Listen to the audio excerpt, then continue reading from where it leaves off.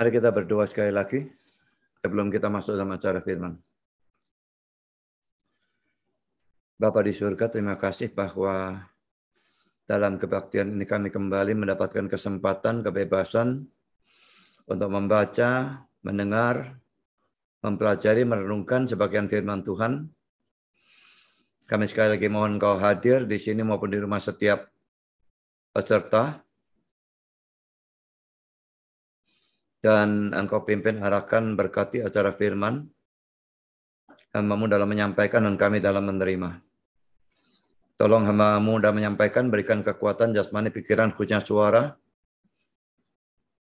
Berikan kata-kata, berikan apapun yang dibutuhkan supaya seluruh firman disampaikan dengan baik, dengan benar, dan dengan sejelas-jelasnya.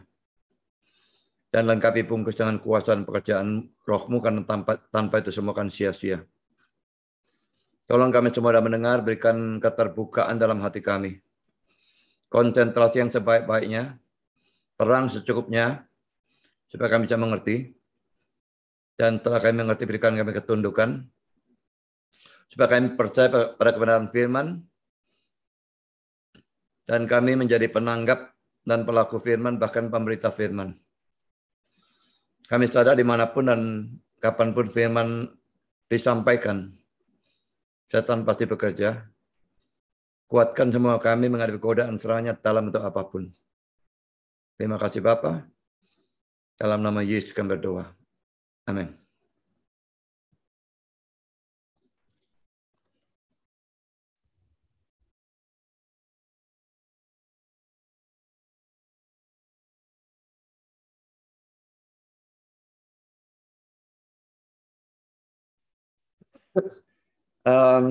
Ini adalah sesian yang ketujuh dari eksposisi Matius 7 ayat 15 sampai 23.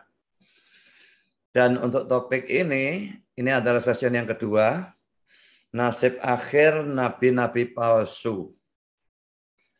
Ada orang yang ngomong kok pas gitu ya. Saya sedang bicarakan nasib akhir nabi-nabi palsu, dan ada nabi palsu yang mati. Memang lambat atau cepat, nasib akhir ini akan menjadi nasib dari semua nabi palsu, bukan hanya yang barusan mati. Mari kita baca teks ini ya. Matius 7 ayat 15 sampai 23.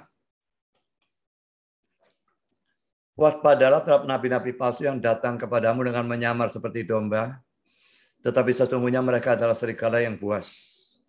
Dari buahnya lah kamu akan mengenal mereka. Dapatkah orang memetik buah anggur dari semak duri, atau buah ara dari rumput duri? Demikianlah setiap pohon yang baik menghasilkan buah yang baik. Sedang pohon yang tidak baik menghasilkan buah yang tidak baik. Tidak mungkin pohon yang baik itu menghasilkan buah yang tidak baik, ataupun pohon yang tidak baik itu menghasilkan buah yang baik. Dan setiap pohon yang tidak menghasilkan buah yang baik pasti ditebang dan dibuang ke dalam api. Jadi dari buahnya lah kamu akan mengenal mereka. Bukan setiap orang yang berseru kepadaku Tuhan, Tuhan, akan masuk dalam kerajaan surga, melainkan dia yang melakukan kehendak Bapakku yang di surga. Pada hari terakhir banyak orang akan berseru kepadaku Tuhan, Tuhan, bukankah kami bernubuat demi namamu, dan mengusir setan demi namamu, dan mengadakan banyak mujizat demi namamu juga? Pada waktu itulah aku akan berterus terang kepada mereka dan berkata, aku tidak pernah mengenal kamu.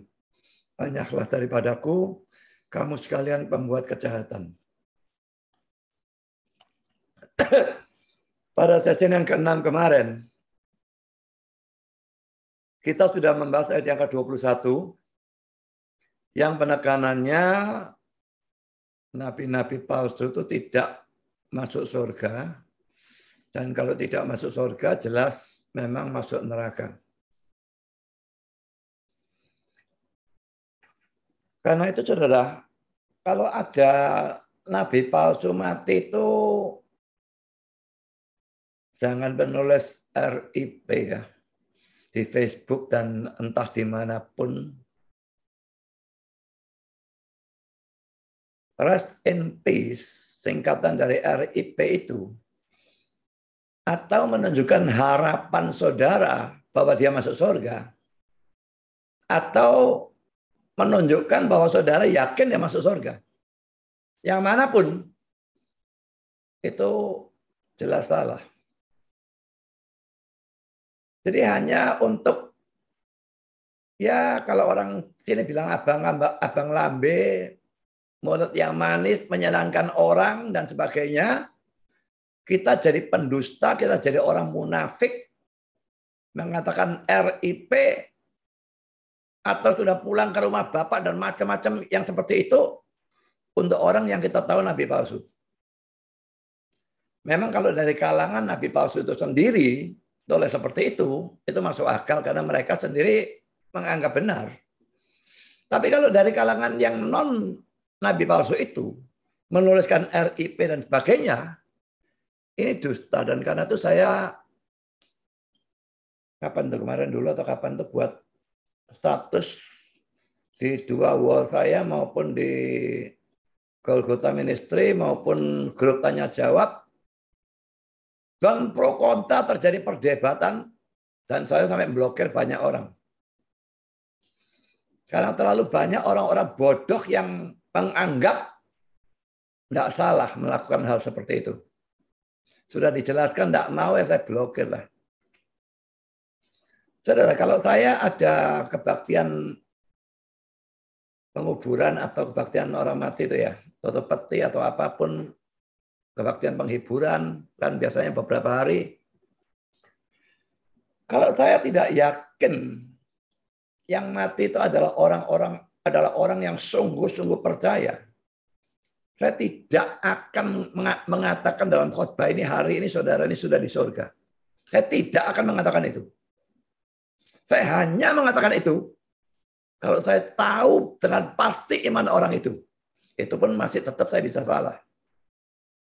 Tapi ya, saya punya keyakinan dia beriman, maka saya mengucapkan kata-kata itu. Kalau saya tidak punya keyakinan, biarpun dia bukan nabi palsu loh ya. Tapi dari sikapnya sehari-hari, kerinduan firman, dan ketaatannya, dan pelayanannya, dan keseriusannya ikut Tuhan. Kalau saya tidak melihat dari situ bahwa orang itu sungguh-sungguh orang percaya, pasti tidak akan keluar dari mulut saya, hari ini saudara ini sudah ada di surga. Tidak akan muncul kata-kata itu. Saya juga tidak akan secara ekstrem berkata hari ini saudara ini masuk neraka. Tidak juga. Tapi saya tidak ngomong itu saja. Atau saya ngomong tapi saya kasih kata jika. Atau kalau saudara ini adalah orang yang percaya, hari ini dia sudah di surga. Nah, mengapa tetap perlu mengucapkan kata-kata itu? Karena saya setiap kebaktian seperti itu mengadakan penginjilan ya. Kalau dia percaya, dia sudah surga. Nah, kalau kamu sekarang mau percaya Kristus, kamu mati, kamu juga akan masuk surga. Hari ini dia mati, nanti tiba suatu saat giliranmu. Nggak bisa tidak. Setiap kita punya giliran. Kalau dia percaya, dia di surga. Kalau kamu percaya, kamu juga ke surga. Kalau tidak, kamu masuk neraka. Jadi saudara, bukan untuk nabi palsu saja. Saya tidak akan mengucapkan RIP berpulang ke rumah bapak dan sebagainya. Kecuali saya yakin bahwa orang itu orang sejati. Kalau nabi palsu, sudah pasti tidak akan keluar omongan seperti itu. Itu omongan dusta munafik. Dan ini omongan menyesatkan bagi saya. Kalau saya mengatakan RIP pada seorang penyesat yang mati, maka orang akan pikir, oh Budi Astali anggap orang itu tidak sesat masuk surga kok. Lalu orang itu bisa saja mendengar ajaran orang ini. Ajarannya kan masih tertinggal. Apakah itu tulisan atau video atau apapun masih tertinggal. Jadi jangan anggap enteng mengatakan RIP pada waktu seorang penyesat mati. Apalagi penyesat yang begitu hebatnya penyesatannya.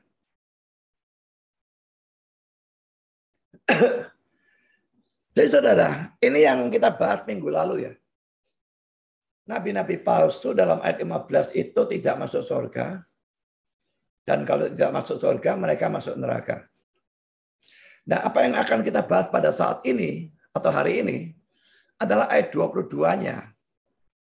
Yang merupakan suatu protes atau dalih yang tidak berguna. Kan mereka tidak bisa masuk surga. Nah, biasa protes, saudara ya. Ayat 22 kita baca ya. Pada hari terakhir banyak orang akan berseru kepadaku, Tuhan, Tuhan, bukankah kami bernubuat demi namamu? Dan mengusir setan demi namamu? Dan mengadakan banyak mujizat demi namamu juga? Ada 3 hal yang harus diperhatikan tentang ayat 22 ini ya. Pertama, kata-kata pada hari terakhir. Sini nih ya. Jelas menunjuk pada hari penghakiman.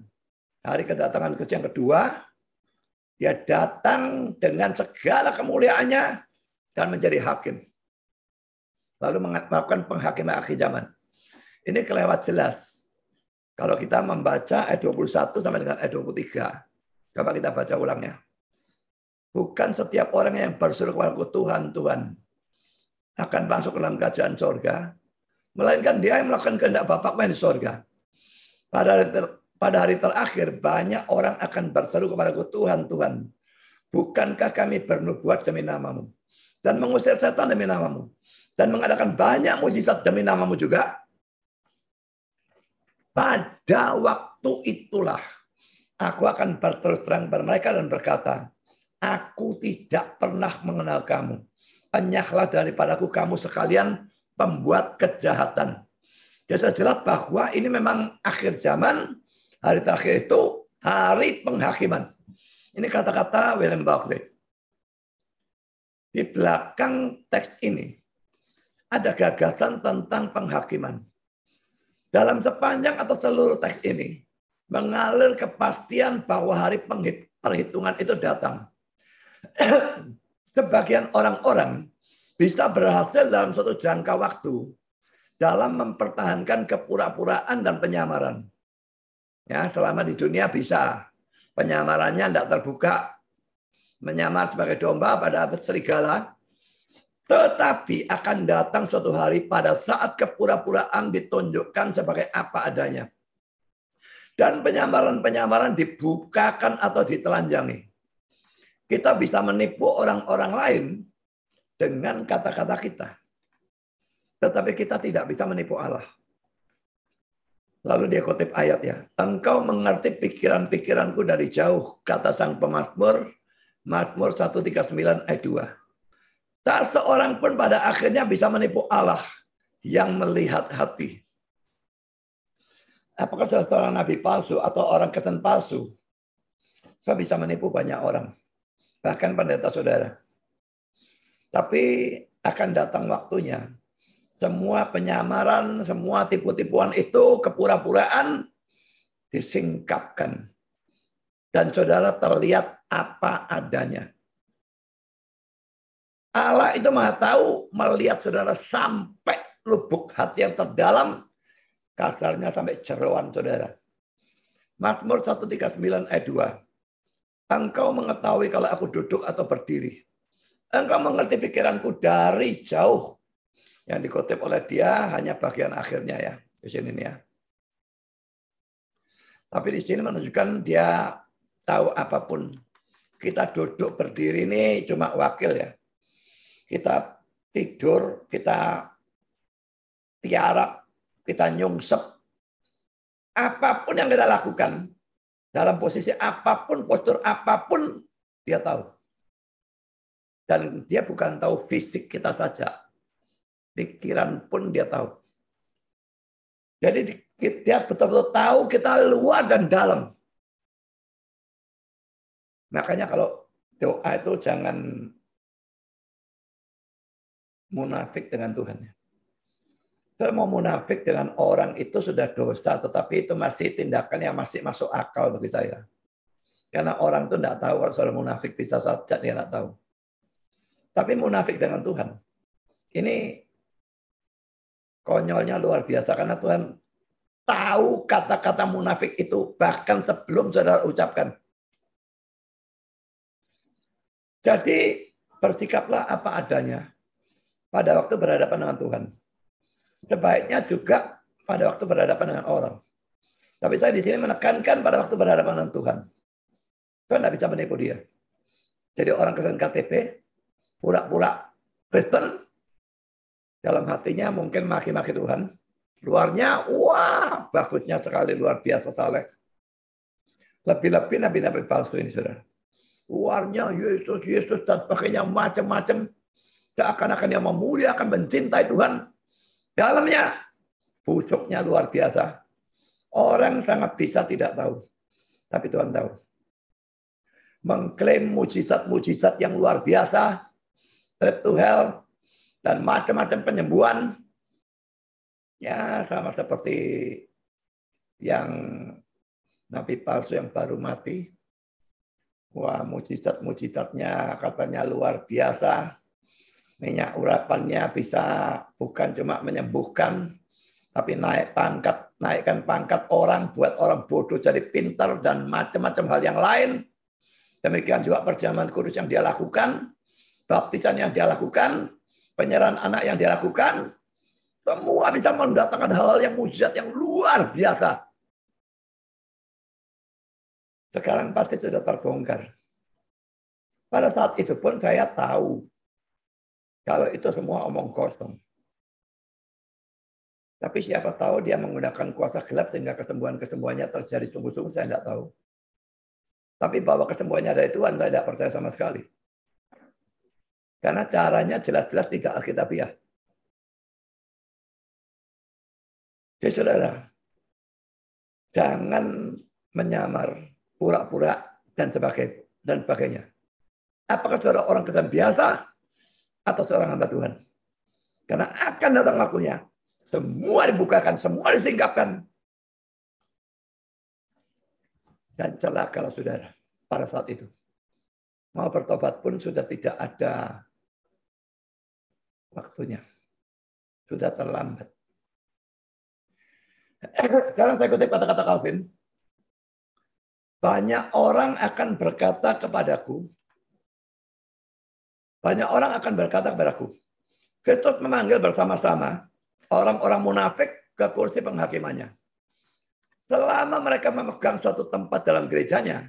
Karena ini nabi palsu ya, punya kedudukan tinggi. Mereka pegang suatu tempat, apakah itu pendeta, atau penginjil, atau majelis, apa saja ya. Mereka mengumpat atau menjilat diri mereka sendiri dan menipu orang-orang lain. Karena itu ia menyatakan bahwa satu hari sedang mendatang. Pada waktu ia akan membersihkan lumbungnya dan memisahkan sekam dan jerami dari gandum yang murni. Saya tidak tahu sudah termasuk yang mana. Sekam atau jerami atau gandum yang murni. Seringkali ada orang-orang yang suka diketahui seperti Yudas misalnya. Murid-murid sampai saat-saat terakhir tidak tahu kalau dia KTP, saudara. Jadi dia bisa begitu hebat dalam menipu. Hanya Yesus yang tidak bisa dia tipu. Lain murid-murid yang 11, semua yang lain tidak ada yang tahu satupun. Saudara, apa gunanya menipu seperti itu?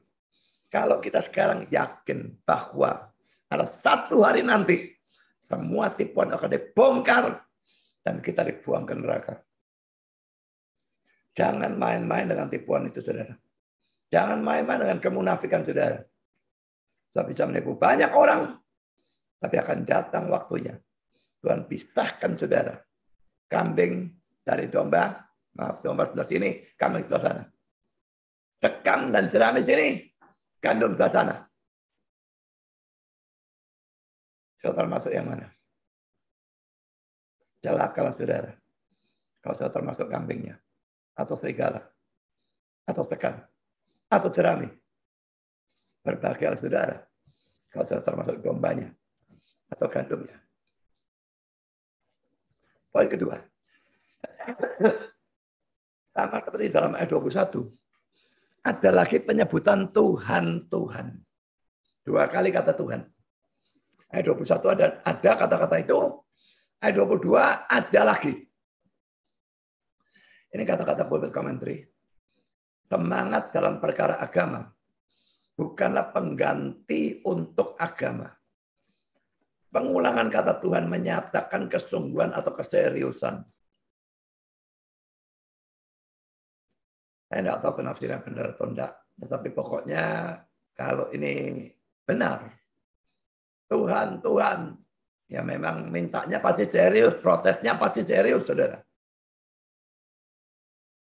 Tapi saudara, keseriusan apakah dalam protes atau dalam perkara agama, itu bukan pengganti untuk agama itu sendiri. Sudah bersemangat dalam Kristen. Tapi kalau tidak sungguh-sungguh percaya pada Kristus, itu tetap bukan orang Kristen. Mari kita bandingkan dengan 2 Timotius 2 ayat 19 yang berkata demikian. Tetapi dasar yang diletakkan Allah itu teguh. Dan meterainya ialah Tuhan mengenal siapa kepunyaannya. Dan setiap orang yang menyebut nama Tuhan hendaklah meninggalkan kejahatan. Nah, orang-orang ini menyebut Tuhan, Tuhan. Tapi dia tidak meninggalkan kejahatan. Seperti kita lihat dari ayat 21 dan ayat 22. Dan dia juga menggunakan nama Tuhan, nama Yesus, dalam melakukan nubuat, melakukan mujizat, mengusir setan, dan sebagainya. Tidak ada gunanya, saudara. Kalau memang sebut nama Tuhan, hendaklah meninggalkan kejahatan. Bukannya kita diselamatkan karena iman dan perbuatan, tidak. Tetapi perbuatan itu membuktikan iman kita itu benar. Perbuatan meninggalkan kejahatan itu bukti kalau iman kita itu benar. Kalau kita ngaku beriman dan sebut Tuhan, tapi hidup kita tidak ada bedanya dulu dengan sekarang. Sebelum percaya dan sesudah percaya sama sekali tidak ada bedanya. Lalu apa yang membuktikan kalau iman saudara benar? Sebaliknya, itu bukti iman saudara mati. Yakobus 2 ayat 14 dan 26. Iman tanpa perbuatan itu mati.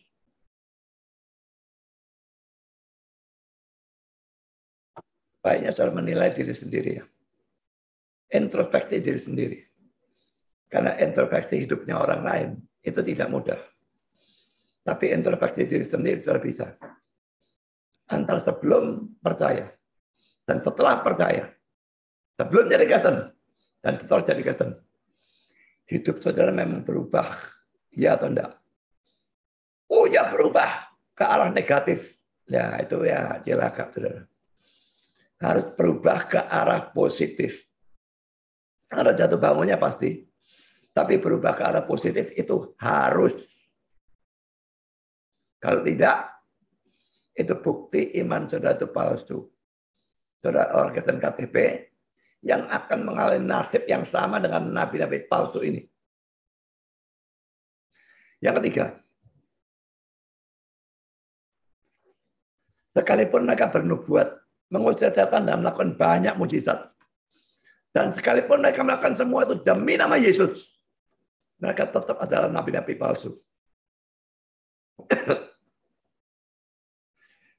Jadi saudara, jangan menganggap kata-kata demi nama Yesus sebagai jaminan keaslian dari kekristenan atau kenabian seseorang. Kalau saya tidak salah, Gilbert yang tempo hari khotbah dan dia mengatakan mustahil orang berdoa dalam nama Yesus, tetapi setan yang mengabulkan. Saya tidak setuju dengan dia.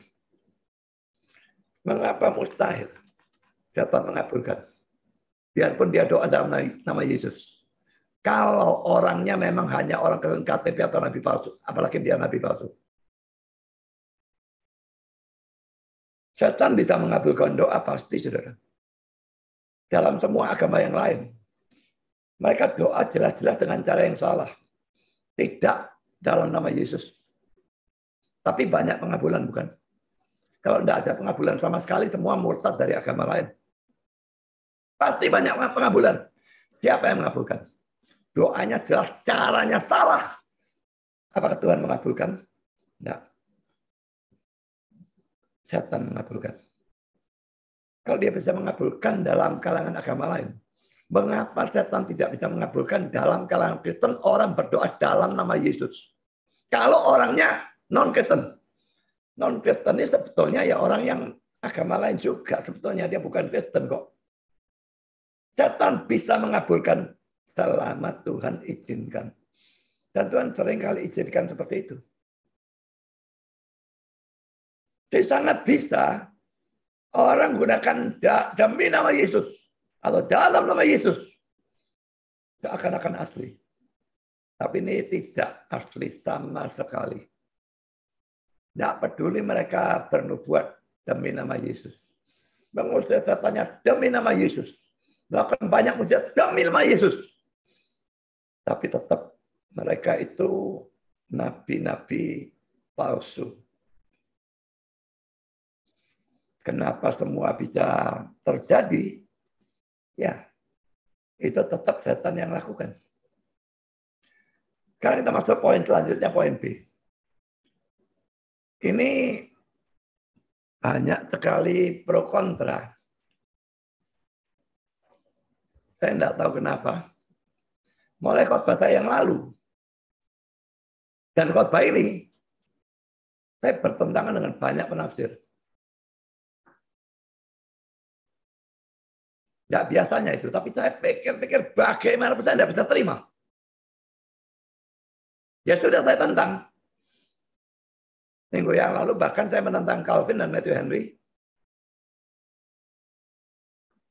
Karena melakukan kehendak Bapa.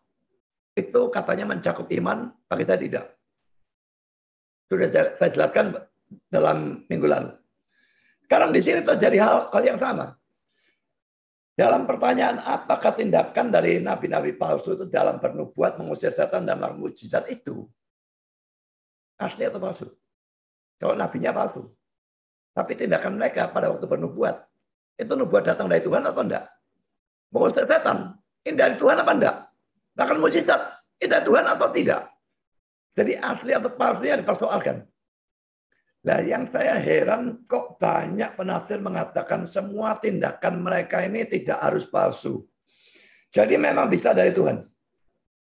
Ya kalau mutlak memang jelas mereka bisa diterima.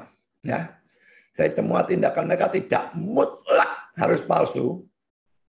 Bisa dengan persentase sangat kecil dari Tuhan, saya bisa menerima.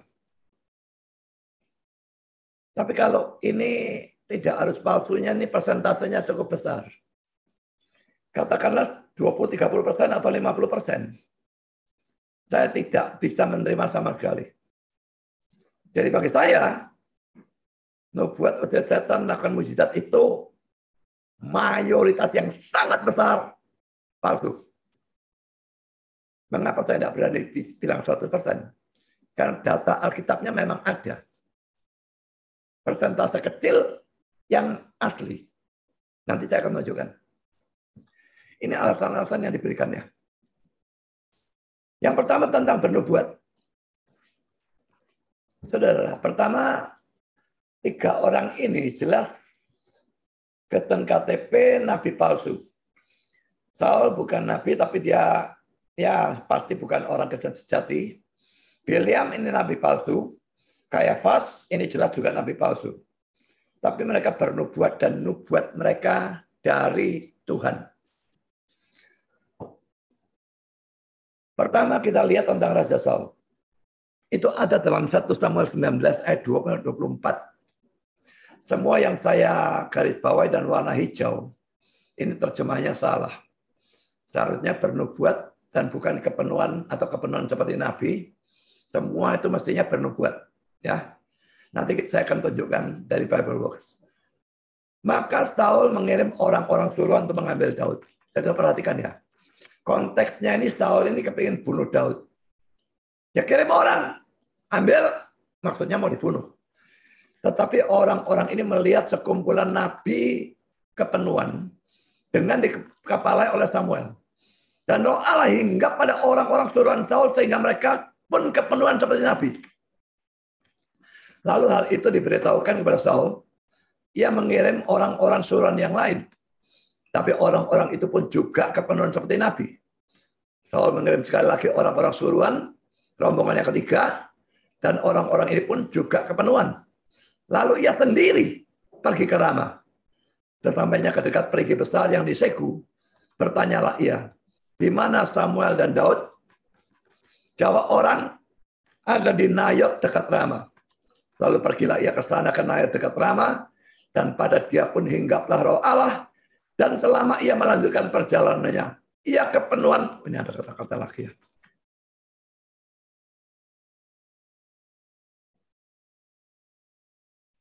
Ia kepenuhan seperti Nabi, hingga ia sampai ke Nayot dekat Rama. Ia pun menanggalkan pakaiannya, dan ia pun juga kepenuhan di depan Samuel.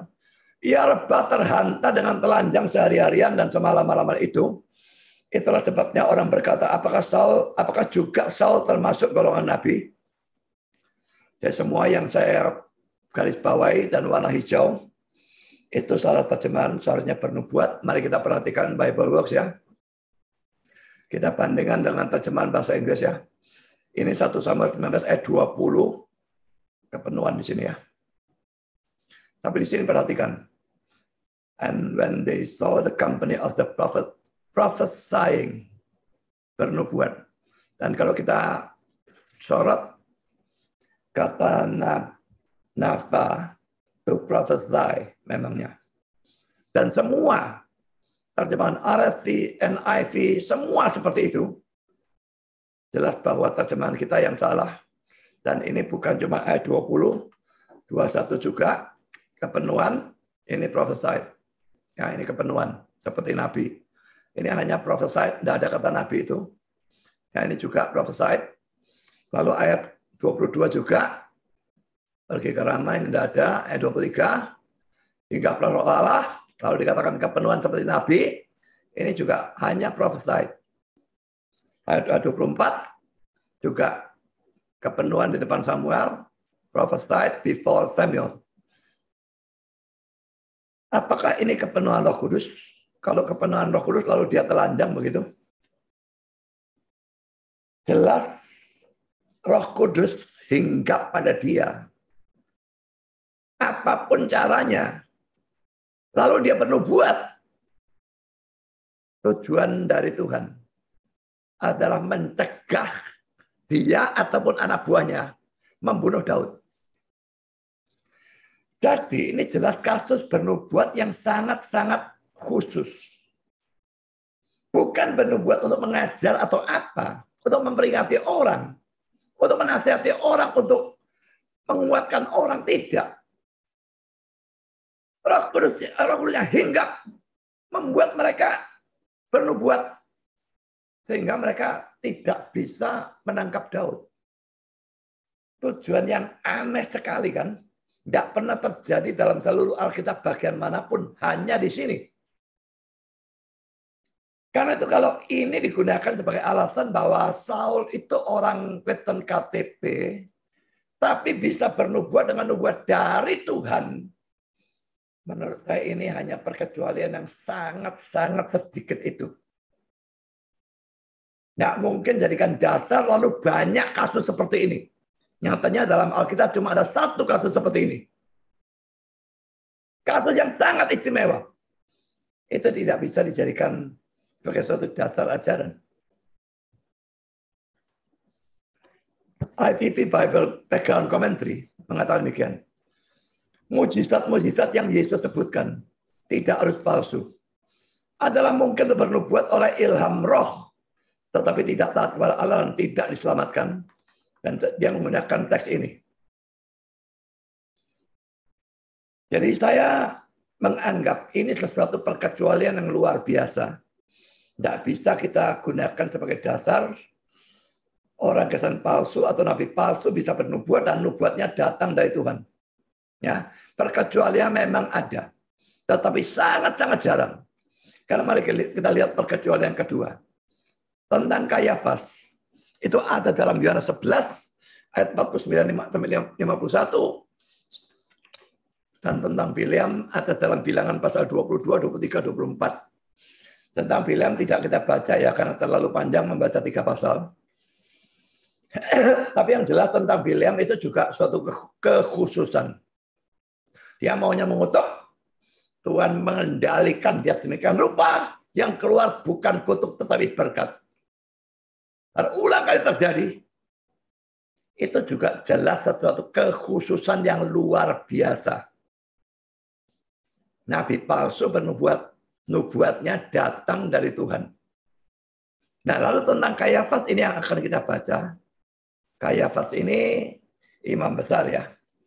Kita baca Yohanes 11, 49-52. Tapi seorang di antara mereka, yaitu Kayafas, imam besar pada tahun itu, berkata kepada mereka, kamu tidak tahu apa-apa dan kamu tidak insaf, bahwa lebih berguna bagimu jika satu orang mati untuk bangsa kita, daripada seluruh bangsa kita ini binasa. Ini kata-kata dia, ini nubuatnya. Ya, jadi ini nubuatnya. Nah, hal itu dikatakannya bukan dari dia sendiri. Tetapi sebagai imam besar pada tahun itu ia bernubuat bahwa Yesus akan mati untuk bangsa itu. Dan bukan untuk bangsa itu saja, tapi juga untuk mengumpulkan dan mempersatukan anak-anak Allah yang tercerai-berai. Pada waktu dia mengatakan kata-kata ini nubuatnya ya.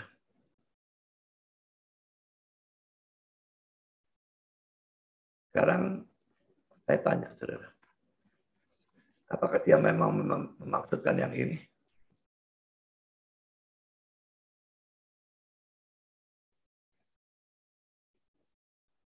Ayat 50 itu apakah maksudnya ke arah ayat 51?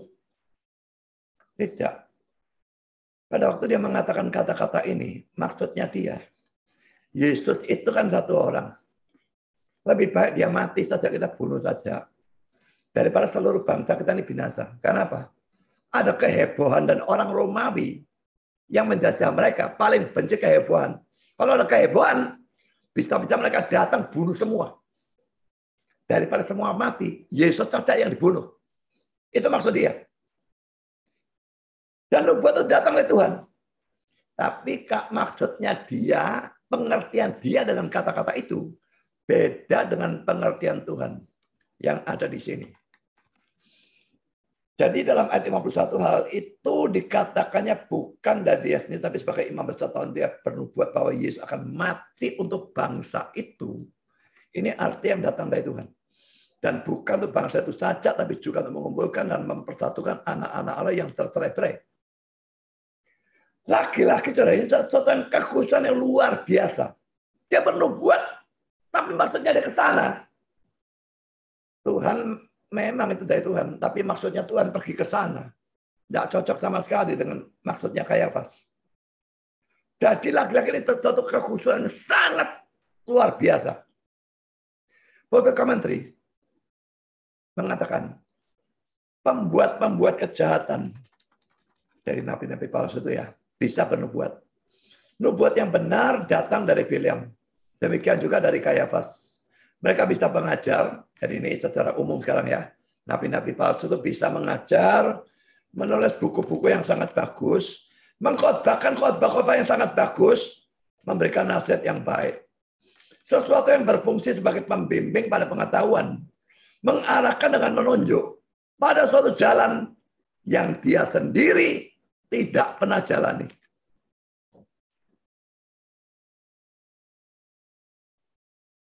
Bisa khotbah, bisa ngajar, nulis buku, jadi counselor, berikan nasihat, menunjukkan ke arah yang benar. Tapi dia sendiri tidak pernah lalui jalan itu. Ngajar, percaya Yesus. Kamu masuk surga. Dia sendiri tidak pernah jalan itu. Dia sendiri tidak pernah percaya Yesus. Jadi orang ini menggunakan Bileam dan Kayafas. Sekarang saudara, kita masuk dalam poin B. Hubungan bernubuat dan mengusir setan. Nah, hubungan bernubuat dengan mengusir setan dan melakukan mujizat. Tidak memungkinkan nubuat itu pasti palsu. Ini pandangan dari penafsir ini. Saya tidak setuju, tapi saya berikan di sini. Karena dalam ayat 22 ini 3 tindakan itu berhubungan ya. bernubuat demi nama Yesus, mengusir setan demi nama Yesus, melakukan banyak mujizat demi nama Yesus. Ini berhubungan. Jadi ini tidak mungkin palsu, kata dia. Ini kata-katanya ya. Hubungan bernubuat dengan dua kata yang lain kelihatannya membuat mustahil bahwa ini hanyalah nubuat yang palsu. Ayat 15 bandingkan khususnya Yeremia 27 ayat 15.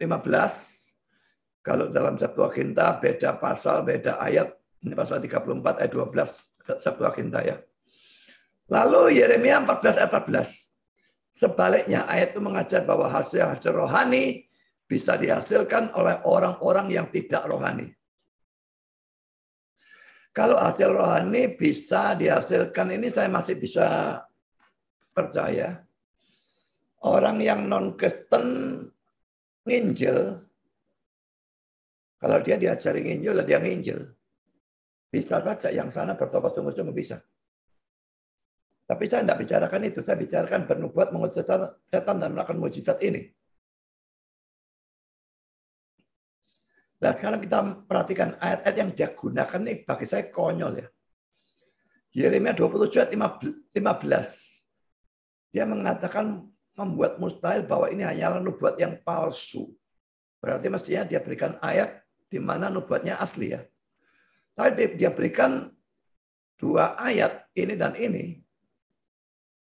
Yang dua-duanya palsu. Coba kita lihat. Yeremia 27 ayat 15, sebab aku tidak mengutus mereka. Tidak diutus oleh Tuhan, berarti mereka nabi palsu. Demikian firman Tuhan. Tetapi mereka bernubuat palsu demi namaku. Kok bisa dijadikan ayat bagaimana? Yeremia 14 ayat 14 juga. Jawab Tuhan kepadaku, para nabi itu bernubuat palsu demi namaku. Aku tidak mengutus mereka, dan sebagainya. Dua ayat referensi yang sama sekali tidak cocok. Ya, saya heran bagaimana dia bisa berikan dua ayat sebagai referensi. Karena dua ayat itu jelas-jelas menunjukkan nubuat palsu. Dan apa sebabnya? Hubungan antara bernubuat dengan mengusir setan dan melakukan mujizat tidak memungkinkan bahwa nubuatnya pasti palsu semua.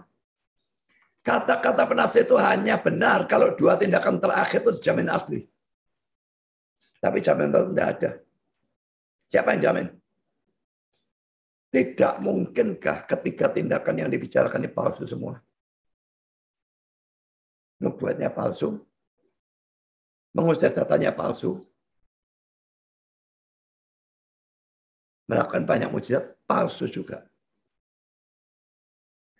Yesus sudah memperingatkan mujizat palsu. Apa tidak mungkin nabi palsu lakukan mujizat palsu?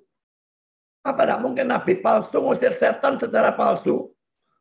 Kalau mengusir setan secara palsu maksudnya apa? Dia pakai kuasa setan untuk mengusir setan.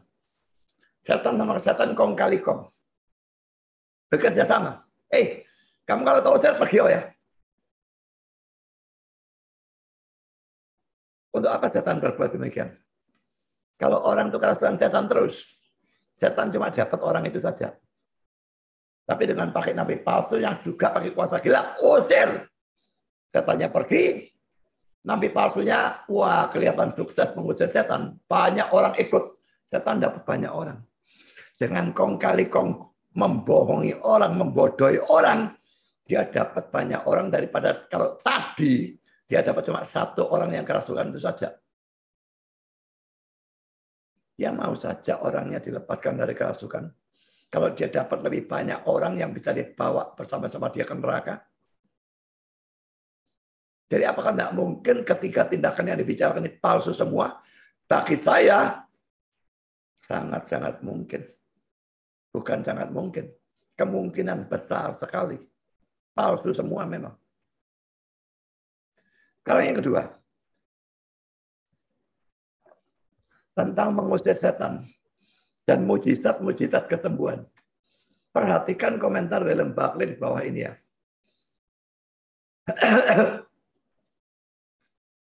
Kita harus ingat bagaimana dunia kuno itu. Mujizat-mujizat merupakan peristiwa-peristiwa yang umum.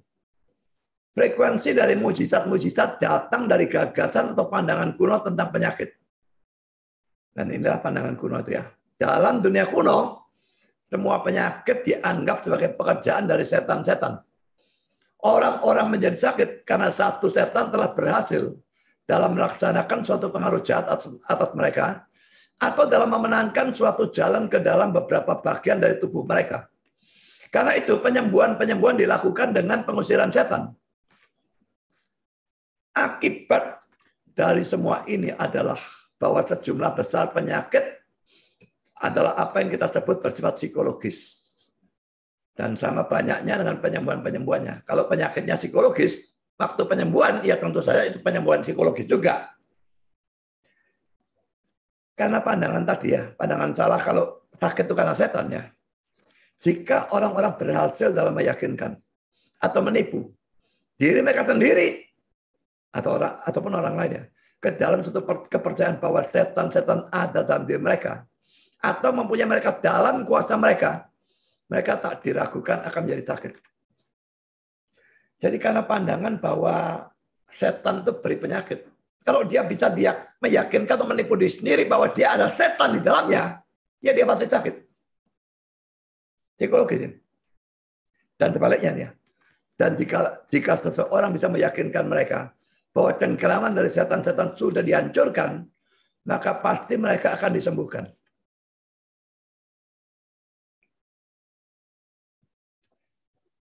Pada waktu Yesus mengusir setan yang mengaku legion, itu banyak itu ya. Dan setannya minta izin masuk ke dalam babi. Yesus izinkan kenapa, saudara?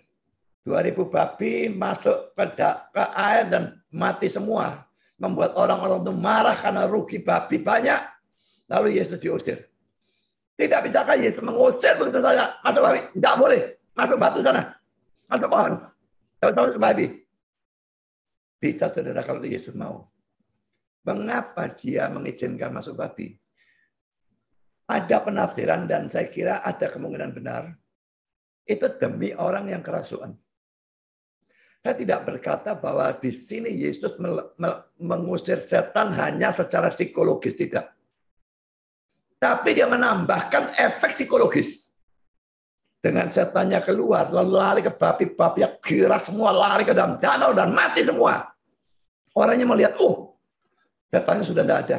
Pasti keluar dari aku. Menambah keyakinan dia tidak ada setan. Seandainya tidak ada babi yang giras, setannya masuk pohon atau batu, atau pergi begitu saja. Orang itu bisa sekali setelah sembuh pun, dia masih mikir-mikir, benar enggak ya aku sembuh ya? Jangan-jangan setannya masih ada di sini atau gimana? Nah, nanti dia sakit lagi secara psikologis. Itu cuma satu kemungkinan. Tapi apa yang William Buckley katakan, ini sangat mungkin memang.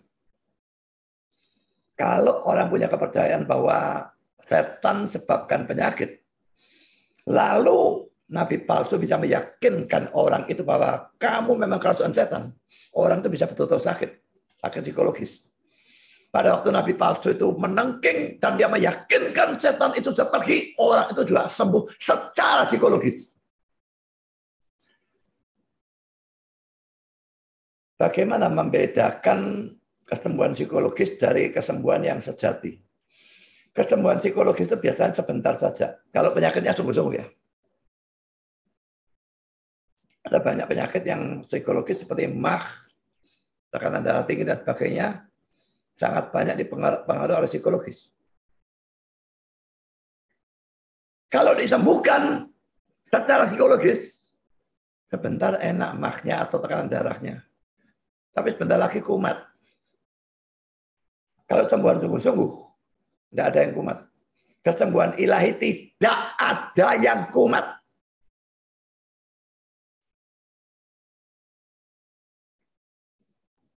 Saudara, perhatikan nabi-nabi palsu yang praktekkan kesembuhan ilahi. Mereka biasanya memang pakai psikologis. Dalam KKR kebangunan rohani yang kesembuhan ilahi dan sebagainya itu lagu yang diulang-ulang, lagu yang keras, teriak cermin itu memang sengaja membangkitkan emosi supaya terjadi efek psikologis.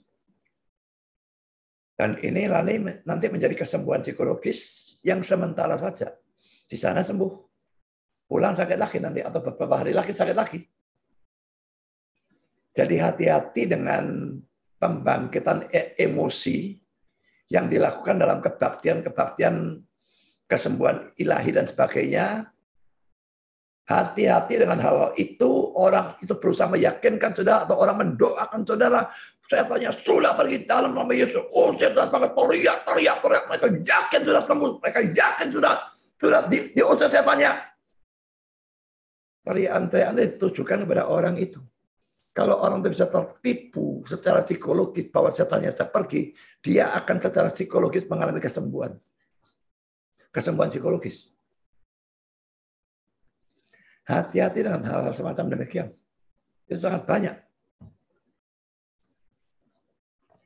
Ini kata-kata Wittenberg selanjutnya. Pemimpin-pemimpin gereja tidak pernah menyangkal mujizat-mujizat kafir.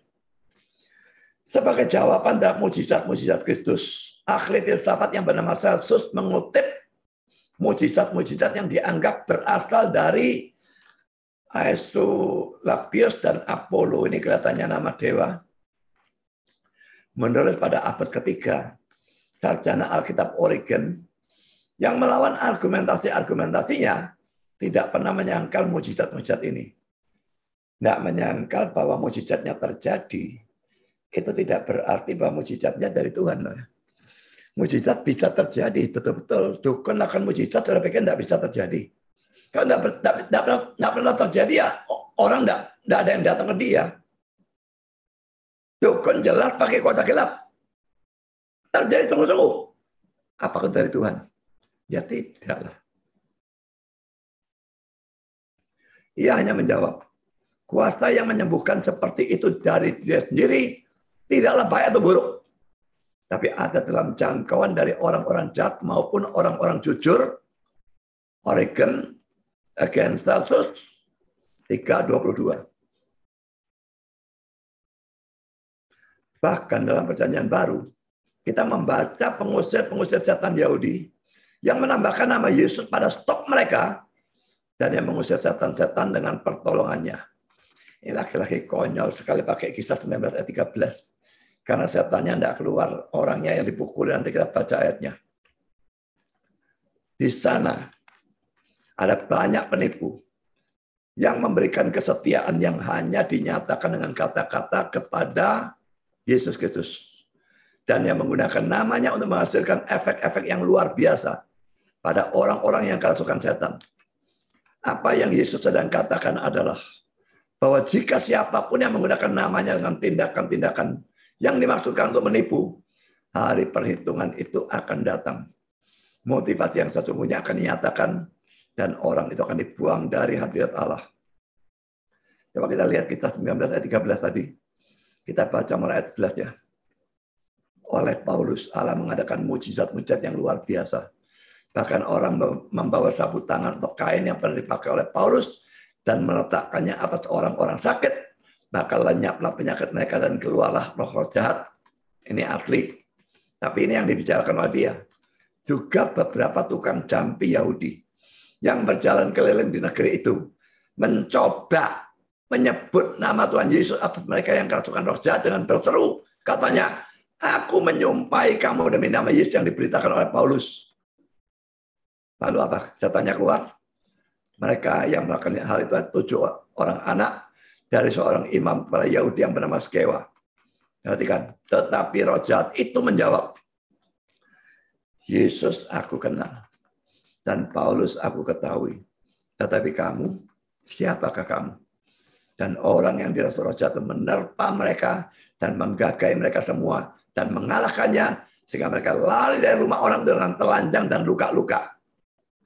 Bukan cuma setannya tidak keluar, tapi dia menggunakan orang yang dia rasuk itu untuk memukuli mereka habis-habisan sampai mereka lari telanjang dan luka-luka. Hal itu diketahui oleh seluruh penduduk Efesus, baik orang Yahudi maupun orang Yunani. maka ketakutanlah mereka semua dan makin masyhurlah nama Tuhan Yesus. Jadi saudara, orang ini jelas bukan orang beriman.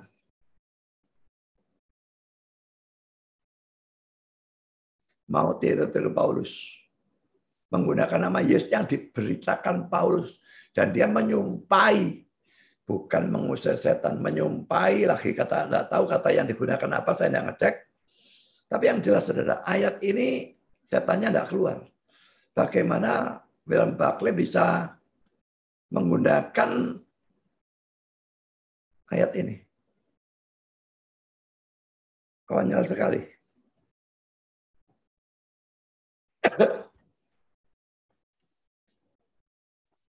Ya jelas ya, penggunaan kita 19 ayat 13 sangat tidak cocok.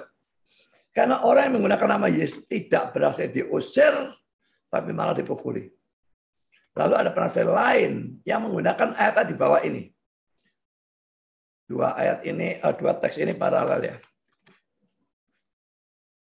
Markus 9, 38-40 kata Yohanes kepada Yesus, Guru, kami lihat seorang yang bukan pengikut kita mengusir setan demi namamu. Lalu kami cegah orang itu karena ia bukan pengikut kita. Tapi karena kata Yesus, jangan kamu cegah dia sebab tidak seorang pun yang telah mengadakan mukjizat demi namaku dapat seketika itu juga mengumpat aku. Barang siapa tidak melawan kita, ia ada di pihak kita. Lukas 9, 49, 50 sama. Ya berkata, Guru, kami lihat seorang mengusir setan demi namamu. Lalu kami cegah orang itu karena ia bukan pengikut kita. Yesus berkata padanya, jangan kamu cegah sebab barang siapa tidak melawan kamu, ia ada di pihak kamu. Dua teks paralel ini juga tidak cocok menurut saya. Karena orang yang dikatakan bukan pengikut kita, itu bukan dalam arti orang itu bukan Kristen, saudara. Orang itu orang Kristen, orang yang percaya Kristus, tetapi dikatakan bukan pengikut kita dalam arti dia tidak termasuk dalam grup yang terus ikut Yesus seperti 12 rasul itu. Tapi jelas dia adalah orang Kristen sejati.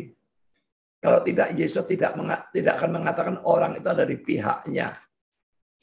Barang siapa tidak melawan kamu, ia ada di pihak kamu. Berarti di pihak mereka, pihak Yesus juga. Bagaimana mungkin kalau dia bukan orang Kristen sejati dia disebut seperti itu? Jadi saudara, teks 2 ini tidak cocok semua. Kalau saya cari sendiri, mungkin ada teks yang paling cocok ini. Matius 12 ayat 27. Jadi,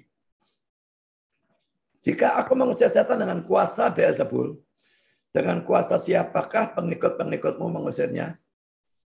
Sebab itu merekalah yang akan menjadi hakimmu. Jadi dari ayat ini kelihatannya ya, pada zaman itu ada orang-orang Yahudi yang menjadi pengusir setan. Dan orang-orang Farisi mengakui bahwa orang-orang itu mengusir setan dengan kuasa Allah. Cuma saya tidak punya data seberapa banyak mereka berhasil. Lalu saudara, yang ketiga tadi sudah kita singgung sedikit Origen, sekarang saya singgung tentang Origen ya. Yang ini saya kira perlu dihapus karena William Barclay memberikan ternyata bukunya ya. Yang ketiga saudara, ada yang menggunakan Origen yang menceritakan adanya orang-orang Kristen yang jahat yang bisa mengusir setan. Ini bagi saya tidak jelas karena saya tidak baca dari tulisan Origen sendiri. Ini kata-kata pulpit commentary. 2. Pembuat kejahatan bisa mengusir setan-setan. Origen menceritakan bahwa setan-setan kadang-kadang diusir oleh orang-orang yang jahat menggunakan nama Yesus. Bandingkan pasal 12:27, Markus 9:39, Kisah 19:13. Laki-laki ayat yang tidak karu-karuan sudah ya. Hanya mungkin yang pasal 12:27 itu yang saya berikan di sini. Ya, yang saya mungkin cocok. Tapi yang lain ini tidak cocok. Ya. Kebenaran sekalipun disebarkan oleh orang-orang jahat bisa dijadikan kuasa Allah pada keselamatan dari pendengar. Kalau ini saya setuju, bisa. Tapi ya tidak terlalu banyak saya kira ya. Pelayan dari kebenaran yang menyelamatkan sendiri bisa menjadi orang yang terbuang. Bandingkan 1 Korintus 9 ayat 27. Ini saya tidak setuju ya. Saya berikan ayatnya nanti di sini. Ya. Artinya bukan seperti itu ya, mestinya. Yang ketiga, saudara, pembuat-pembuat kejahatan bisa melaksanakan banyak perbuatan-perbuatan ajaib. Di sana bisa ada iman mujizat tanpa kasih. Ini memang bisa. Bandingkan 1 Korintus 13, 1 dan 2. Kasih karunia bisa membawa seseorang ke surga tanpa mujizat-mujizat. Tetapi mujizat-mujizat tidak akan pernah membawa seseorang ke surga tanpa kasih karunia. Ini kata-kata seorang yang namanya Henry. Saudara, ayat-ayat ini sudah saya baca tadi. Yang saya bilang mungkin. Ya. Lalu ini yang bukan pengikut kita dan sebagainya. Lalu ini yang tukang jampi itu, yang menyumpai lalu dipukuli. Nah, sekarang 1 Korintus 9 ayat 27 saya katakan ini salah. Kenapa? Ini Paulus yang mengatakan, tetapi aku melatih tubuhku dan menguasainya seluruhnya. Supaya sesudah memberitakan Injil kepada orang lain, jangan aku sendiri tolak. Apakah Paulus berkata itu berarti dia memikirkan ada kemungkinan dia sebagai orang percaya, sebagai rasul sejati, bisa ditolak oleh Kristus? Saya tidak percaya penafsiran seperti itu. Mari kita melihat dalam Bible Works yang 1 Korintus 9.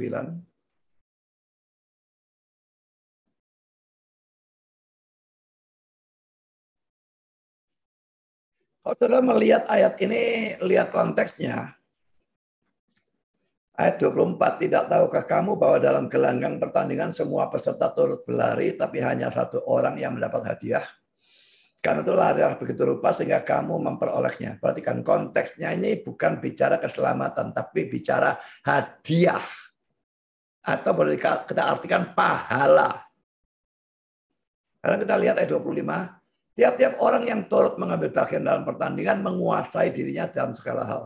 Mereka berbuat demikian untuk memperoleh suatu mahkota yang fana. Tapi kita untuk memperoleh suatu mahkota yang abadi. Mahkota ini bicara soal pahala. Bukan selamat atau tidak selamat. Lalu ayat 26. Sebab itu aku tidak berlari tanpa tujuan dan aku bukan petinju yang sembarangan saja memukul. Nah, baru muncul ayat ini. Tetapi aku melatih tubuhku dan menguasainya seluruhnya supaya sesudah memberitakan Injil pada orang lain, jangan aku sendiri ditolak. Untuk ini saudara, terjemahan dari NIV ini memang terus terang tidak hurufiah. Tapi dalam arti, ini adalah terjemahan yang paling benar. No, I beat my body and make it my slave so that after I have preached to others, I myself will not be disqualified for the prize. Ini ya. Aku sendiri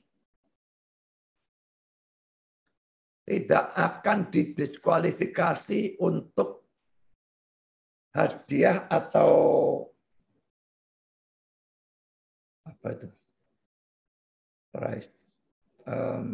Ya pokoknya kalau menang dapat sesuatu gitu ya. Ya itu dalam jelas pahalanya yang dibicarakan. Dia menguasai dan sebagainya supaya sesudah memberitakan Injil mati-matian, lalu pahalanya nihil karena dia didiskualifikasi. Bukan dia tidak masuk surga, saudara. Cuma pahalanya yang hilang semua. Kalau dia melayaninya tidak karu-karuan, tidak menguasai dan sebagainya. Jadi ayat itu lagi menurut saya digunakan secara salah. Lalu 1 Korintus 13 dan 2. Sekalipun aku dapat berkata-kata dengan semua bahasa manusia dan bahasa malaikat, tapi jika aku tidak mempunyai kasih, aku sama dengan gong yang berkumandang dan canang yang gemerincing. Sekalipun aku mempunyai karunia untuk bernubuat dan aku mengetahui segala rahasia dan memiliki seluruh pengetahuan, dan sekalipun aku memiliki iman yang sempurna untuk memindahkan gunung, tapi jika aku tidak mempunyai kasih, aku sama sekali tidak berguna. Saudara, jelas sekali sebetulnya ini bahasa hyperbole ya. Berkata-kata dengan semua bahasa manusia itu mana ada. Apalagi bahasa malaikat.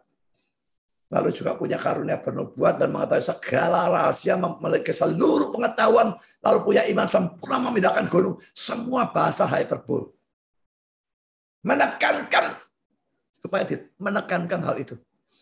Menekankan pentingnya kasih. Dalam konteks 1 12 sampai dengan 14, itu konteks pelayanan dan karunia dan sebagainya. Jadi, kasih ditekankan di sini bukan berarti kasih lebih penting dari iman atau apapun, tidak seperti itu ya. Tapi dalam pelayanan itu yang paling penting itu kasih. Pelayanan tanpa kasih ini pelayanan yang salah. Saudara, saya meragukan omongan orang ini juga karena ayat-ayat yang dipakai sebagai dasar ini tidak karu-karuan ya. Ya kalau kata-kata terakhir ini saya masih bisa menerima. Tapi argumentasi dia bahwa orang mengusir setan dan sebagainya itu bisa adalah orang-orang yang jahat hanya berdasarkan omongan Origen. Dan Origen itu salah satu bapak gereja yang paling banyak kesesatannya luar biasa buruknya. Hampir semua bapak-bapak gereja itu punya kesesatan, tapi Origen ini salah satu yang paling banyak kesesatannya. Sekalipun dari dia juga muncul hal-hal yang sangat bagus. Sekarang poin keempat, Matthew Henry menambahkan Yudas Iskariot sebagai orang yang mengusir setan.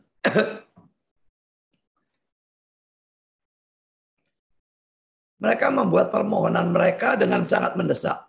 Tuhan, Tuhan. Dan dengan keyakinan yang besar naik banding kepada Kristus. Protes ya.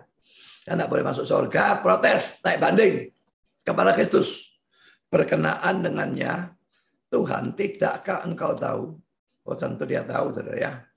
Justru karena dia tahu. Bahwa kami telah bernubuat dalam atau demi namamu.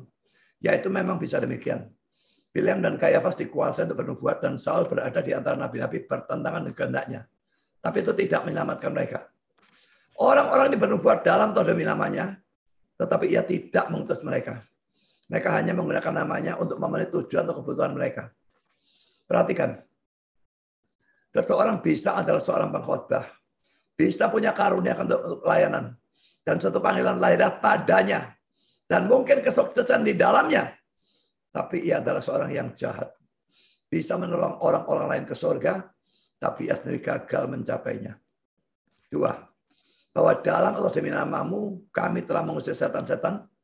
Itu juga bisa. Yudas mengusir setan-setan. Tapi ia adalah anak kebinasaan. Nanti kita lihat ya. Apakah Yudas memang mengusir setan atau enggak. Origen berkata bahwa pada zamannya begitu sering praktek menggunakan nama Kristus untuk mengusir setan-setan. Sehingga kadang-kadang itu berguna pada waktu disebutkan oleh orang-orang Kristen yang jahat. Orang Kristen yang jahat ini suka dikatakan apakah memang pasti mereka bukan Kristen? Kalau mereka bukan Kristen, mengusir setannya itu juga setan kadang-kadang kong kali kong dengan setan seperti saya katakan. Jadi saya kira tidak terlalu gampang menyimpulkan begitu saja mestinya ya. Saya lanjutkan. Seseorang bisa mengusir setan-setan dari orang-orang lain. Tetapi ia sendiri mempunyai setan. Tidak. Ia sendiri adalah seorang setan. Jangan terpesona oleh orang-orang yang bisa mengusir setan. Dukun juga bisa. Dan bisa sekali yang mengusir setan, dia sendiri punya setan. Atau dia sendiri adalah setan. Tentu saja kalau dia sendiri adalah setan, bukan dihurufiahkan secara mutlak ya. Dia orang kok, ya pasti dia bukan setan. Yang ketiga, bahwa dalam atau demi namamu, kami telah melakukan banyak pekerjaan-pekerjaan yang luar biasa. Di sana bisa ada suatu iman tentang mujizat-mujizat, di mana di sana tidak ada iman yang membenarkan. Tidak ada apapun dari iman itu yang bekerja dengan kasih dan ketaatan. Karunia karena bahasa roh dan kesembuhan merekomendasikan orang-orang pada dunia. Tapi adalah kekudusan dan pengudusan yang sejati yang diterima oleh Allah. Kalau saudara, mari kita perhatikan ya, benarkah Yudas Iskariot itu juga mengusir setan? Alkitab tidak pernah menyebutkan secara eksplisit, saudara. Mari kita lihat ayat-ayatnya ya. Lukas 9 ayat 1. Ini Yesus utus 12 muridnya. Maka Yesus memanggil ke-12 muridnya lalu memberikan tenaga dan kuasa kepada mereka untuk menguasai setan-setan dan menyembuhkan penyakit-penyakit. Dan ini ayat paralelnya dalam Matius 10 ayat 1. Yesus memanggil ke-12 muridnya dan memberi kuasa kepada mereka untuk mengusir roh-roh jahat dan untuk melenyapkan segala penyakit dan segala kelemahan. Lalu dalam Markus 6 ayat 7, yang memanggil ke-12 murid itu, ini paralel semua ya. Jadi Lukas, Matius, dan Markus ini paralel semua. Ia memanggil ke-12 murid itu dan mengutus mereka berdua-dua. Kata berdua-dua itu tidak ada dalam Lukas 9 ayat 1 dan Matius 10 ayat 1. Tapi ada dalam Markus 6 ayat 7. Ia memberi mereka kuasa atas roh-roh jahat. Perhatikan kata berdua-dua. Dan mereka diberikan kuasa dan sebagainya. Kalau mereka berdua ketemu orang kasuhan setan. Dan mereka katakan, dalam nama Yesus, enyahlah. Lalu setannya keluar. Sekarang Yudas pasti dengan orang lain. Siapapun itu saya tidak tahu. Kalau terjadi pengujian setan, apakah dari Yudas atau dari orang itu atau dari dua-dua? Kan bisa saja dari orang itu saja dan bukan dari Yudasnya. Kalau Lukas 10 ayat 1 ini pengutusan yang lain ya. Pengutusan 70 murid. Tidak ada dalam Injil yang lain. Hanya ada di sini. Dalam Lukas. Kemudian daripada itu Tuhan menunjuk 70 murid yang lain. Beda dengan 12 tadi, saudara. Di sini Yudas tidak termasuk. Semua rasul itu tidak termasuk. Ini 70 murid yang lain. Lalu mengutus mereka berdua-dua mendahulunya ke setiap kota dan tempat yang tidak dikunjunginya. Lalu kalau kita baca terus Lukas 10 ayat 17. Ini waktu 70 yang diutus kembali ya. Kemudian ke-70 itu kembali dengan gembira.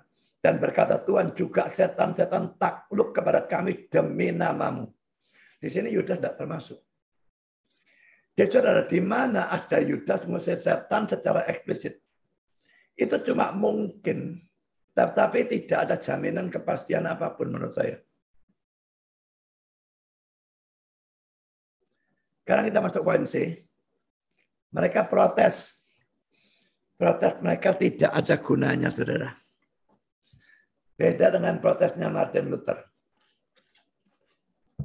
Memecah gereja jadi dua, dan sangat berguna, tanpa itu tidak ada golongan Protestan dan kita semua masih dalam gereja Katolik. Silakan. Tapi protes dari orang-orang ini, nabi-nabi palsu ini, kami bernubuat demi namamu, mengusir setan demi namamu, melakukan banyak mujizat demi namamu juga. Jadi kami mesti masuk surga. Protesnya tidak ada gunanya. Dari kata-kata dalam ayat 22 ini kelihatannya mereka mengira mereka selamat. Atau mereka memprotes atau memberi dalih dalam usaha mereka supaya selamat atau tidak jadi binasa. Tapi semua ini sia-sia. Semua protes sia-sia. Bandingkan dengan Matius 25 ayat 24. Mari kita lihat ya.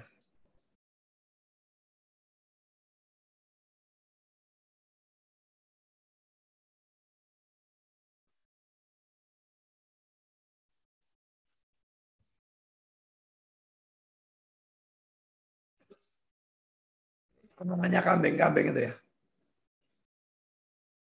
Disuruh enyah dan sebagainya. Karena aku seorang asing, kamu tidak beri aku tumbangan, aku telanjang, kamu tidak beri aku pakaian dan sebagainya. Lalu mereka pun akan menjawab, dia katanya, Tuhan, Pak, bila manakah kami melihat engkau lapar atau haus atau sebagai orang asing atau telanjang atau sakit atau dalam penjara dan kami tidak melayani engkau. Protes juga. Ada gunanya? Baca sendiri. Tidak ada gunanya. Semua protes tidak ada gunanya, saudara. Protes atau dalih pada waktu berhadapan dengan sesama orang Kristen atau bahkan pendeta bisa berguna atau berhasil. Karena baik orang Kristen maupun pendeta tidak mau tahu. Selalu saja ada orang beli dalih. Kalau dia tidak kebaktian, kalau dia tidak datang dalam PA, kalau dia datangnya terlambat, kalau dia pulangnya kepagian, berikan dalih. Ada ini, ada itu, ada ini, ada itu. Pendeta atau nerima atau ya terpaksa menerima. Mau bilang apa? Jadi dalihnya berhasil kalau sama pendeta. Pak Budi, Minggu lalu kena masuk karena ada ini. Ya mau bilang apa saya? Tapi ingat ya, protes atau dalih yang berhasil itu waktu berhadapan dengan manusia. Pada saat berhadapan dengan Tuhan, dalam penghakiman akhir zaman, sama sekali tidak ada gunanya. Karena dia maha tahu. Jika dia tahu semua kemunafikan dan kejahatan mereka, dan dia tahu bahwa protes atau dalih mereka itu semua palsu. Jangan biasakan berikan protes atau dalih kepada pendeta atau pada orang Kristen lain. Nanti sudah terbiasa seperti itu, juga protes atau dalih kepada Tuhan pada pengadilan akhir zaman. Yang di sini tidak berhasil, yang di sana mustahil berhasil. Matthew, permohonan orang-orang munafik terhadap keketatan dari hukum ini menawarkan hal-hal lain alih-alih dari ketaatan. Kan yang dituntut sebetulnya taat sebagai bukti iman ya. Tapi mereka berikan yaitu bernubuat, mengusir setan, lalu lakukan banyak mujizat. Mau digantikan ketaatannya dengan pelayanan yang wah begitu ya. Kristus mengetahui kekuatan dari perkara mereka. Dan itu hanya kelemahan. Apa yang mereka anggap kekuatan, ya, bernubuat, usir setan, lakukan banyak mujizat. Bagi mereka kuat ini, wah. Bagi Kristus yang tahu semua, itu hanya kelemahan. Bukan ketaatan, dan yang dia mau adalah ketaatan yang membuktikan iman.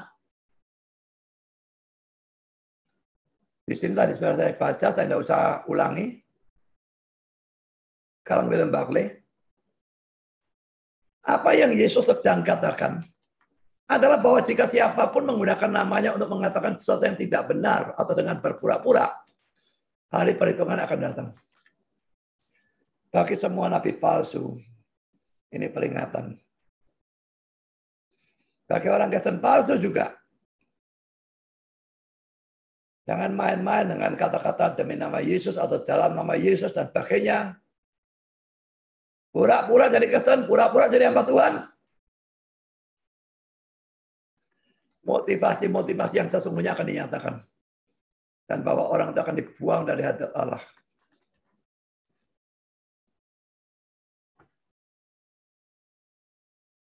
Dan dengan satu nabi palsu mati.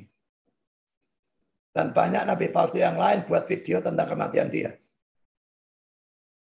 Mereka hanya YouTuber yang bukan hamba Tuhan bagi saya. Nanti akan mereka mengalami nasib yang sama. Pasti banyak yang nonton kalau buat video tentang kematian dari nabi palsu yang populer ini. Wah, segala macam. Sangat besar kemungkinannya, hampir pasti sama palsunya. Buat video yang betul-betul mendidik jemaat, mendidik orang banyak. Membuat video bahas orang mati ini bahas apanya? Kecuali sudah bahas ajarannya. Dan tunjukkan sesatnya di mana, benarnya di mana. Nah itu lain. Saya tidak tahu, saya tidak mau lihat karena saya anggap orang gila yang buat video tentang orang yang mati ini.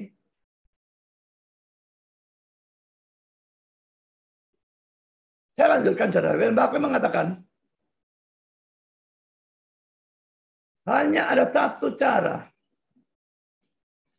dengan mana ketulusan orang-orang bisa dibuktikan. Dan itu adalah oleh praktek mereka.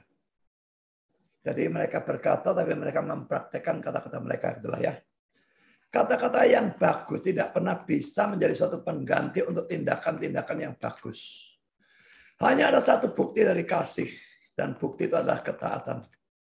Tidak ada gunanya mengatakan bahwa kita mengasihi seseorang. Dan lalu melakukan hal-hal yang menyakiti hati orang itu. Pada waktu kita masih muda, mungkin kita terbiasa untuk kadang-kadang berkata kepada ibu kita, "Ibu, aku mengasihimu." Dan mungkin ibu kita kadang-kadang tersenyum dengan penuh harapan dan berkata, "Aku ingin atau berharap kamu menunjukkannya sedikit lebih banyak dalam caramu bertingkah laku." Begitu sering kita mengakui Allah dengan bibir kita dan menyangkalnya dengan kehidupan kita. Ini praktek sama omongannya tidak cocok. Bibirnya memuliakan Allah, tingkah lakunya memalukan atau merendahkan Allah. Tidak sukar untuk mengucapkan suatu pengakuan iman, tapi sukar untuk menjalani kehidupan Kristen. Pengakuan iman sangat banyak digunakan oleh gereja-gereja. 12 pengakuan iman rasuli misalnya. Tapi lucunya, saudara, banyak gereja yang mengucapkan pengakuan iman rasuli dengan bibir mereka. Tapi dengan tindakan mereka menyangkal pengakuan iman rasuli. Misalnya mereka mengucapkan gereja yang kudus dan am, persekutuan orang kudus. Itu menunjukkan kita percaya pada gereja universal. Bukan hanya aliran kita sendiri, denominasi kita sendiri, atau merek gereja kita sendiri. Tapi semua orang percaya di semua tempat dalam segala zaman. Itu gereja yang universal kita akui. Wah, ngomongnya ada kata-kata itu bagus. Tapi lucunya, gerejanya mengucilkan diri dari gereja lain. Tidak pernah mau pengkhotbah dari gereja lain, atau tidak pernah mau juga pengkhotbahnya dikirim ke gereja lain. Bisa mikirkan gereja apa yang saya maksudkan, pikir sendirilah. Saya tidak usah ngomong.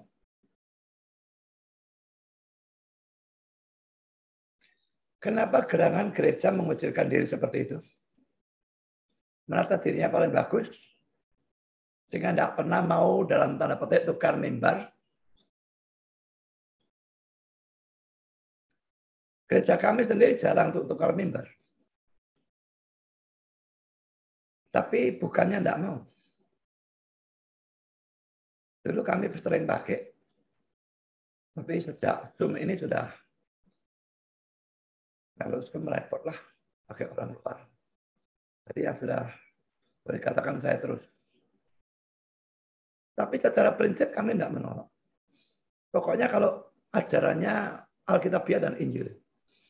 Bahkan kalau di Armenian.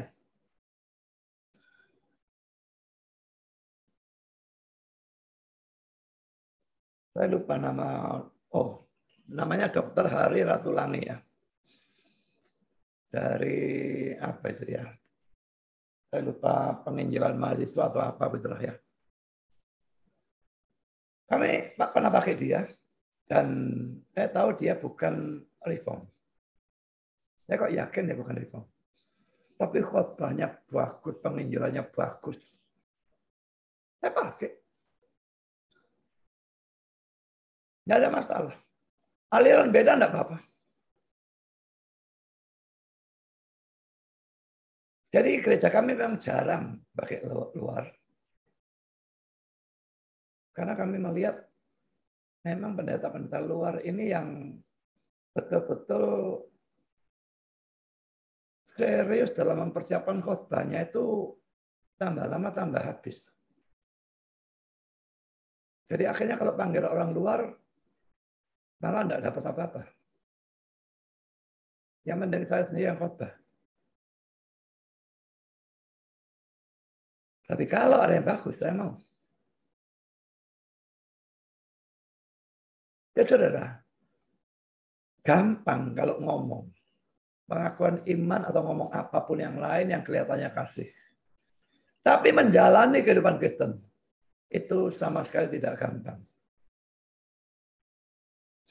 Lucu saudara, kalau saya mengatakan atau mengkritik orang-orang yang tulis RIP untuk nabi palsu yang mati itu, saya dikatakan saya tidak punya kasih.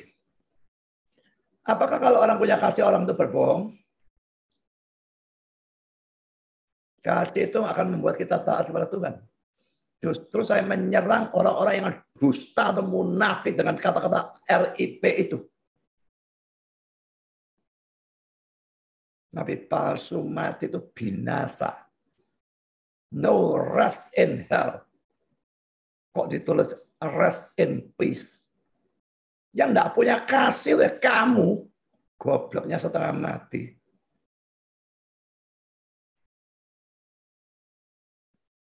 Orang mengatakan tidak punya kasih, tapi dia tidak ngerti apa itu kasih. Kalau orang mengasihi Tuhan, dia mentaati Tuhan. Dia tidak akan dusta munafik. Karena sungkan menyenangkan keluarganya, menyenangkan orang siapapun jemaatnya. Kalau tulis RIP, saya tidak sungkan-sungkanan, saya tidak komen juga. Bukan komen no rest in hell, saya tidak komen begitu. Tapi ya, berhenti komen, diam saja. Dan ini bukan hanya untuk nabi palsu ini, saudara.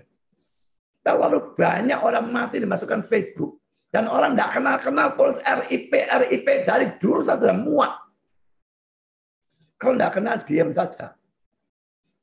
Hanya kalau saudara yakin kenal orang itu, yakin orang itu Kristen, baru boleh tulis RIP. Kalau tidak, saudara pendusta, munafik. Dan itu bukan kasih. Kalimat terakhir, iman tanpa praktek merupakan suatu istilah yang kontradiksi. Dan kasih tanpa ketaatan merupakan suatu kemustahilan. Coba perhatikan sungguh-sungguh ya, kasih yang benar itu apa dan ketaatan yang benar itu apa. Gampang saja menghakimi. Saya menulis begitu, ditulis orang jangan menghakimi. Loh, dia yang menghakimi saya. Bodoh.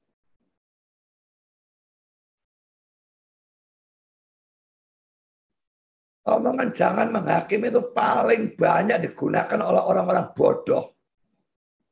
Seakan-akan orang tidak boleh menilai sama sekali.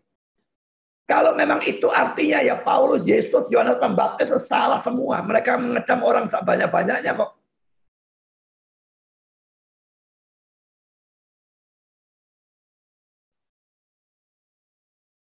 Saudara, seluruh khotbah ini menunjukkan bahwa protes tidak ada gunanya pada hari akhir zaman. Pada hari penghakiman. Saudara yang Kristen KTP cepat percaya Kristus. Kalau ada nabi palsu cepat bertobat. Kalau tidak, mau protes di sana pada saat itu. Tidak ada gunanya. Saudara tetap akan masuk neraka. Dan itu untuk selama-lamanya. Tidak ada rest in peace bagi saudara. Yang ada no rest in hell. Tidak ada istirahat dalam neraka. Kiranya Tuhan berkati saudara. Amin.